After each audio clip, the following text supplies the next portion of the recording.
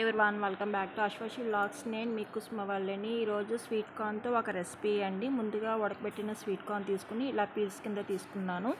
దీనిలోకి జీరా powder, pepper powder, మిర్చి powder, salt ఇవన్నీ వేసి ఒకసారి మిక్స్ చేసుకోవాలి. అలాగే 2 టేబుల్ స్పూన్ కార్న్ ఫ్లోర్ కూడా వేసుకున్నాను. వాటర్ యాడ్ చేయకుండా ఆ వాటర్తోనే దీన్ని మొత్తం ఇలా కలుపుకోవాలి. 2 టేబుల్ స్పూన్ ఆయిల్ వేసుకున్నాను. ఇది కాస్త హీట్ అయ్యాక 1 బై 1 విడి తీసుకున్నట్టు స్వీట్ కార్న్ వేసుకోవాలి. ఇలా ఫ్రై చేసుకున్న దాన్ని సపరేట్ చేసుకోవాలి. మళ్ళీ అదే ప్యాన్లో కొద్దిగా వెల్లుల్లి చాప్ చేసుకుని వేసుకున్నాను. అలానే ఆనియన్ అండ్ క్యారెట్ కూడా చిన్న చిన్న ముక్కలుగా చాప్ చేసుకున్నాను.